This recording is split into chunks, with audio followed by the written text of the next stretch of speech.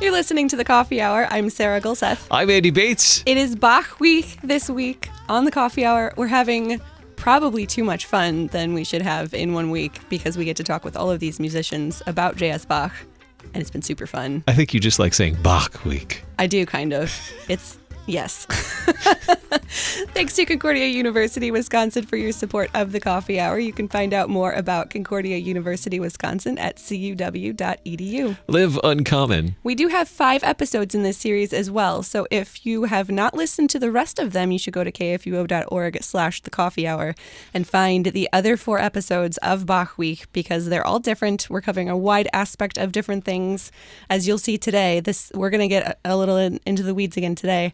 But it's going to be super fun. Joining us in studio today is Matthew Gerhardt, Kantor-elect at St. Paul's Lutheran Church in Des Peres, Missouri. Thanks for joining us today. Well, thank you so much.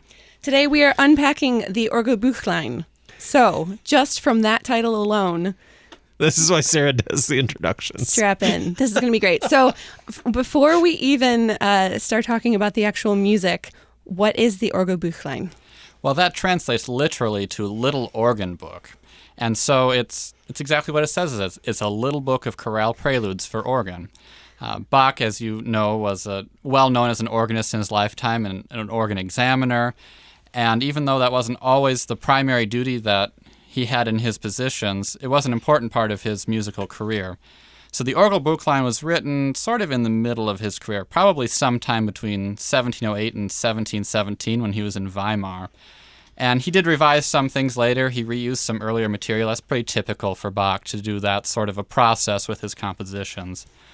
Overall, this is a collection, as we know it today, of 46 chorale preludes. Originally, this is really interesting, he planned for 164 of them. And to start out this project, he took a book and he lined out for 164. He drew the lines in for all of the staves. And so the manuscript is actually not completed. He only completed 46 in his entire career.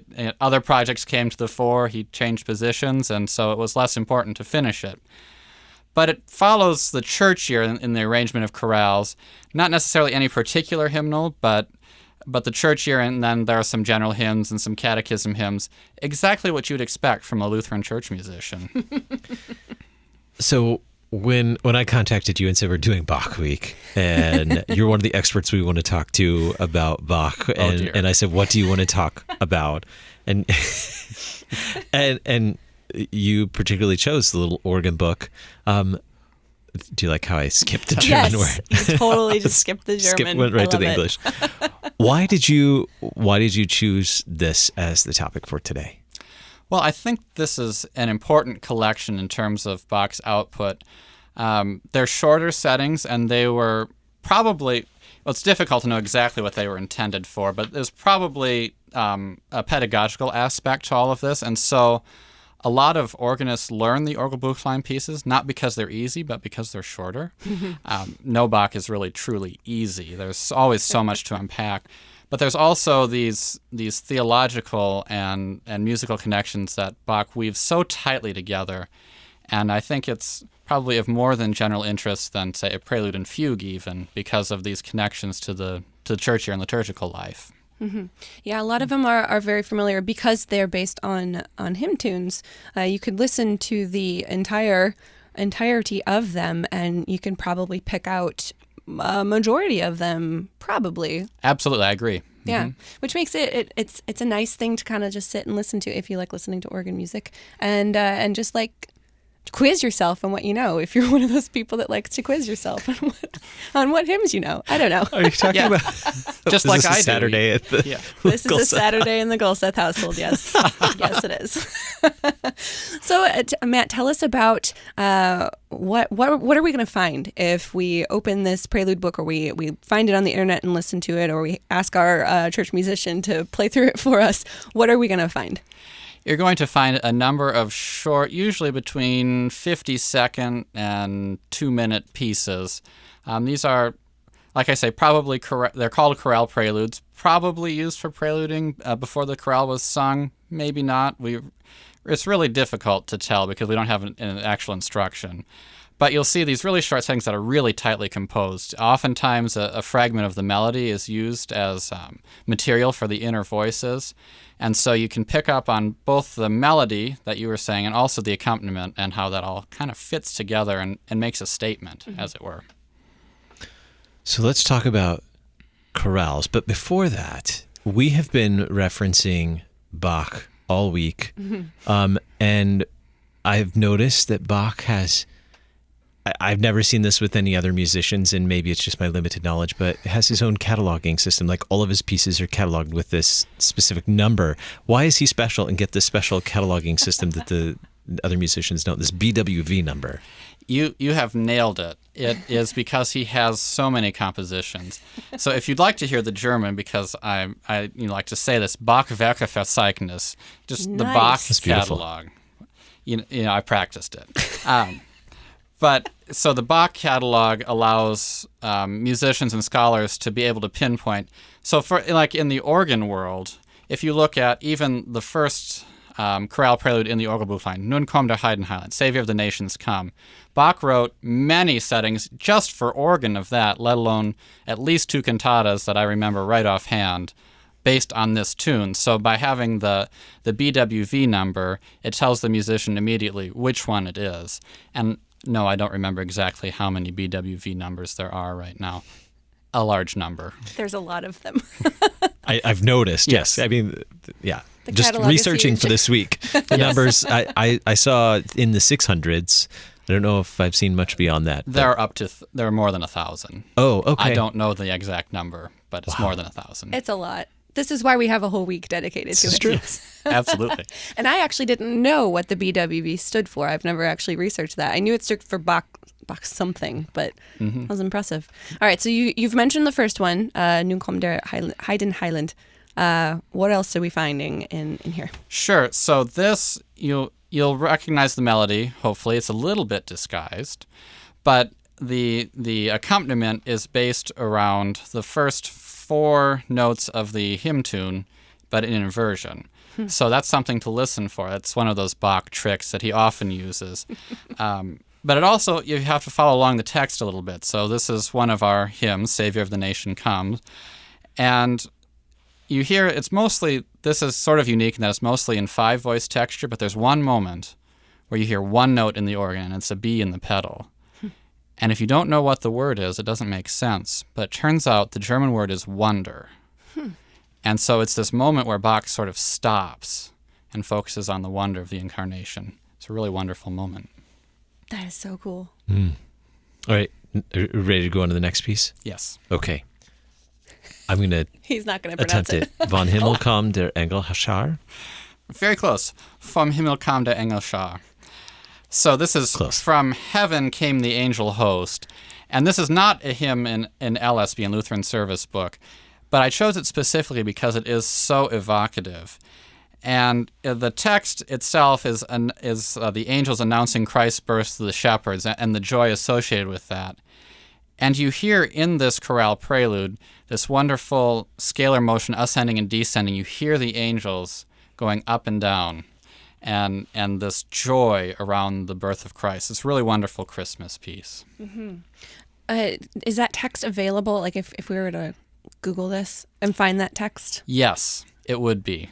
I don't have a specific source for you right now, but yes, if you were to Google this, you would be able to find it. Yeah, yeah. Because some of these, obviously the ones that aren't in LSB you can't just like pull out your hymnal and look at them. But right. But I mean, we're talking about how the text of these, because they're hymn preludes, how the text marries so well with the tune that having these texts, it'll make a lot more sense probably. Absolutely. Yeah. All right. What's the next one on your list there? The next one is In dir ist Freude, in thee is gladness. This is an LSB. In the Orgelbuechlein, this is actually in the New Year's Day section, which is not where we currently have it. And so I take the liberty of playing this at many times of year. And I, in fact, play this oftentimes at the end of funerals. In thee is gladness, in joy and sadness. It's a really wonderful connection and a joyous way to end a funeral. This is unique in that this is the only chorale prelude in this collection in which the melody is not presented straight through. In every other instance, the melody is presented straight through, and that's what makes them so short. But this one, Bach adds these joyful leaping motives and then shows the text through that, which is, like I say, unique to this one. Mm-hmm. And now the melody is running through my head. Right. Mm-hmm. As it should be. That one's a familiar one Yeah. for me. Anything else about In Thee is Gladness before we go on to the next one? All right. Let's see. Next one. Next on the list is O Mensch, bewein, dein Sünde groß. O man, lament your great sin or your grievous sin. Mm-hmm. This is a very famous one from the Orgelbuechlein. It's very long. But it's the text itself is another one that you should look up. It's about life, death, and resurrection of Jesus. It's a very long text originally. And this is one of the few in Bach's works that have it as a tempo marking. Adagio assai, very slow. And it's very, very meditative. Interestingly, it's in a major key. And the melody itself is adorned. There's a lot of ornaments. It's very, very expressive, except in a couple of places in the text. And one of those is that he should be sacrificed for us. And the other place where the ornamentation stops is stretched out on the cross. There's these very poignant moments where the motion slows down, almost stops. And the listener is invited to meditate on those texts. And in contrast to this very, very ornamented melody line, there's a very simple accompaniment underneath it. So that really allows the melody to be the expressiveness of this piece. Mm-hmm. And you say this one's really long, it's because it's 5 minutes instead of only Yes. 1 or 2. Exactly. But that's also a question of, like, what does very slow mean in Bach terms? This is an interpretive question, of course, too. Sure. Huh. Who knows? Yeah.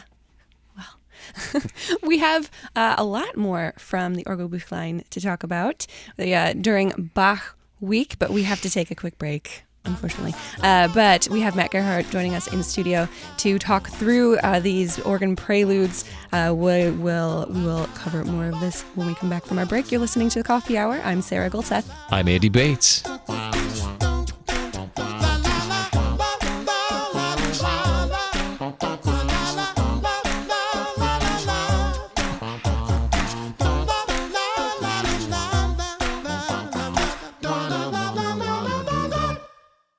You're a miracle. You know that, right? A living, breathing, one-of-a-kind miracle. You were created to stand apart, to share your gifts in the service of others, to make an uncommon impact in a common world. And at Concordia University, it's our mission to help you do that, to live uncommon. To learn more about Concordia, go to cuw.edu.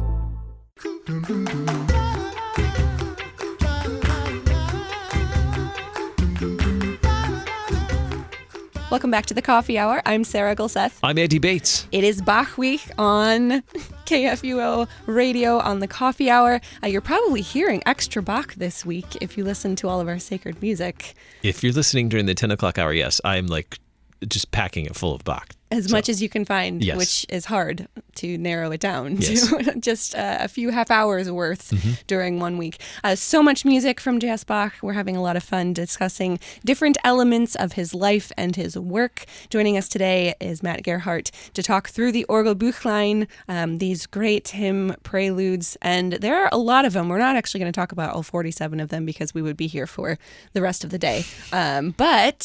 But we're discussing some of the highlights of these organ preludes, and we've talked about several of them. Which one do you want to talk about next?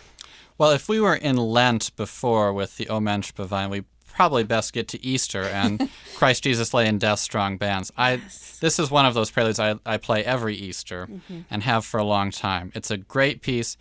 Interestingly, this one's in a minor key as opposed to the Lenten Chorale Prelude, which is in a major key. It's just a difference in how we think about music from how Bach did.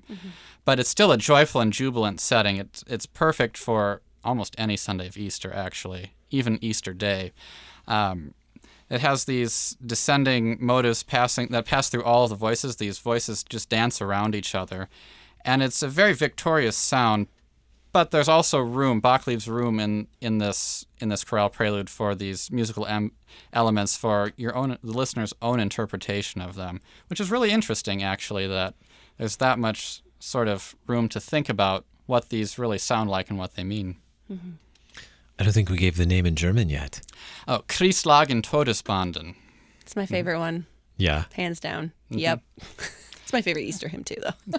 Well, as it should be. Right, yes. I know. So we talked a little bit about it being in a minor key in contrast to the previous Lenten piece in a major key, slightly different than what we might expect today. But tell us more about this musically. Right. So this is one of those experiments I oftentimes do when I'm teaching, especially children, because we have in our culture this idea that minor key means sad, and major key means happy. But that's actually a more recent construct than we normally think. We just assume it's always been that way. But that's not the case. And in fact, if you look at some of the older chants from music history too, you find that the chants in minor keys are oftentimes, or minor modes, are oftentimes for the Easter season. And so Bach's just continuing that tradition of these things. And for him, oftentimes motives and keys had meanings that we don't always know exactly, or we have to do more research to find out exactly what it means. And so this mode is a powerful and victorious mode, even though at first glance to us it does sound sad. Mm-hmm. This shows up a lot in our hymnal from our much older hymnody. A lot of them, they sound like they're not very happy, but that was the way that they were written at that time, and those were the strong and powerful hymns. Those are the ones that have those more minor sounding modes. Now you mentioned mode. What is a mode versus major or minor? That's just a specific musical distinction. A mode is not necessarily a minor key or a major key. Minor and major are modes. Sometimes there's a few notes that are different, just a few intervals that fall in different places. That's what makes the modes different. Mm-hmm. I just know there's some people that will say, hey, you didn't talk about what a mode is. Yes, thank you. So we're in Easter now. Where are we going to next in the church year? Well, next in the church year, I think we should head to Pentecost. Yes. This is a really interesting prelude. It's also fairly short, and it's the only Pentecost chorale prelude in the Orgelbuechlein. I do like to use this at Pentecost, too, at least at some point, even though it's short. This is an interesting one because I do know for a fact that he reused this material in a longer chorale prelude that I also often play for Pentecost. But what's really interesting is how he uses the pedal in this. And the pedal is on the third eighth note of every beat, which is very, very strange. It is almost disconcerting when you hear these little pedal accents coming throughout the piece. But it also drives the music forward, almost like the Spirit driving the gospel out into the world. It's really amazing. That's really cool. I'm just taking that in for a moment. I know, I'm trying to hear it in my head, but I need to go listen to that one. All right.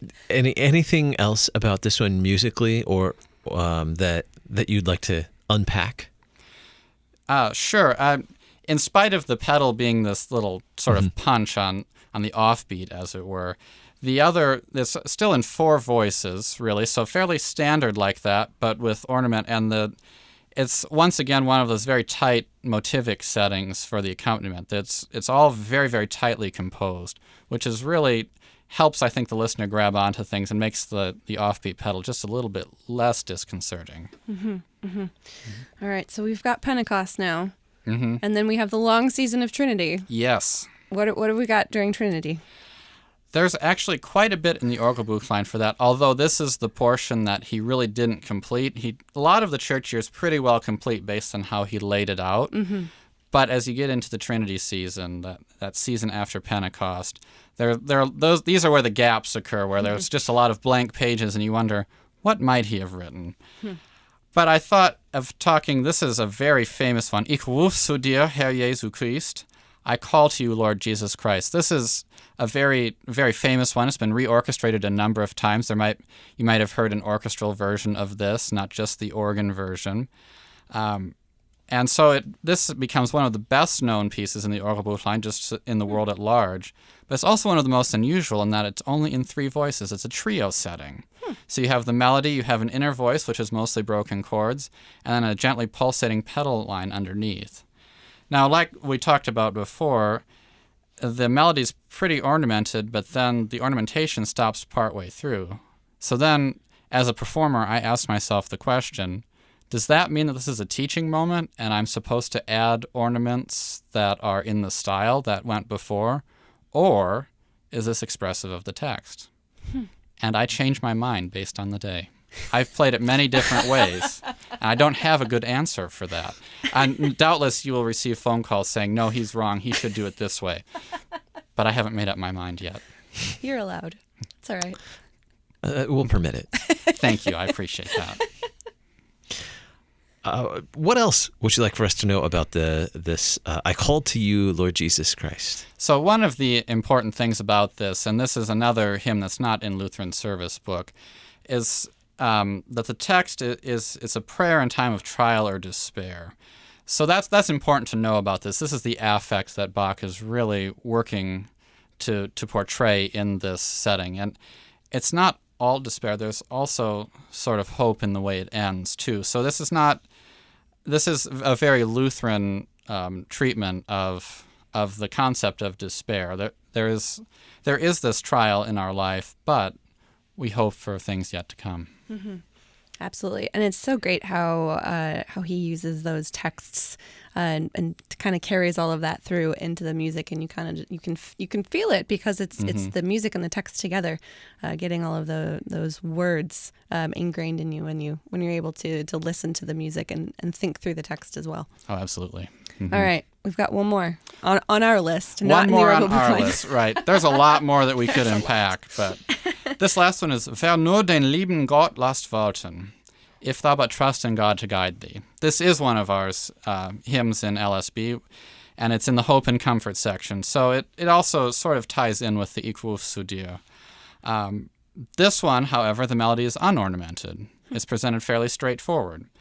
And the accompaniments in these parallel thirds and sixths, so it's a very another tight motivic accompaniment. And it's in a pattern that sort of resembles poetic patterns. It's called an anapest. It's yump up bum. All of that. And it's symbolizing joy or joyful trust. Again, we have a minor key, even though it's a hymn of hope. Again, as we talked about before, the same sort of idea that this is a strong setting of hope. Now, when I look at this piece, and I've performed this several different ways too, I think, what should the organ sound like for this one? Is it loud? Is it reflective? How is this hopeful sort of sound best carried? And again, I make different decisions based on when I play it, how I'm feeling that day. What you had for breakfast. Right, exactly. How much coffee you've had. But there are different ways. Yes, exactly. This is coffee hour after all. But there are different ways that I think are still musically effective, and as a performer you have to make those decisions. And that's one of the joys of even these short settings like this, being able to make those decisions and knowing that you will come back and probably make other decisions the next time around. How do you go about that when you have a hymn that you know the text, so the text is playing into how you interpret the music? How do you actually go about interpreting all of these different, and not just Bach, but any of these preludes that you play that have these texts? Do you have a process for going through that? Oh, that's a really good question. I'm not sure process as much as, like you say, it's that the interpretation flows from the text and not from something else or just the music. I think that's the mark of a good chorale prelude, is that the music and the text are one. Mm-hmm. And so the music helps to open up these other dimensions of the text, these deeper theological dimensions that the text alone as poetry might not necessarily have. Mm-hmm. I have learned a ton in our time together today, and I'm just curious, as a church musician, in the ways that you're given to serve at St. Paul's, do you get to teach about Bach and other great figures of church music history, either to adults or children? I mean, do you get to do this on a regular basis? Yes, probably not enough, but yes, we do. Especially in the school, Mark Bender, who's just retiring, has spent a lot of time teaching the children about, especially Bach, but other composers like this. And I'm looking forward to carrying on that tradition as in the next years to come. Mm-hmm. It's very important. I mean, I think it's really important. I'm assuming you do too. That teaching future generations about all of this this legacy of church music that we have for hundreds and hundreds of years that lives in our hymnal and in these texts and melodies that we have. It's a really cool thing to be able to pass that on. Right, and the music helps to internalize the theology in very deep ways, and I think that that's the importance of teaching these things, especially to our children, but also to adults, and the different dimensions that music can bring to these wonderful texts and to help them live in us. Mm-hmm. Oh, well, we've had a blast learning about just a small part of the Orgelbuechlein today. Matt, thank you so much for joining us in studio today during Bach Week. Thank you. You can always find the other 4 episodes of this little series that we've had on J.S. Bach at kfuo.org/thecoffeehour. Make sure you check those out. Learn about all different kinds of aspects of Bach's work and life and service to the church. You're listening to The Coffee Hour. I'm Sarah Gulseth. I'm Andy Bates.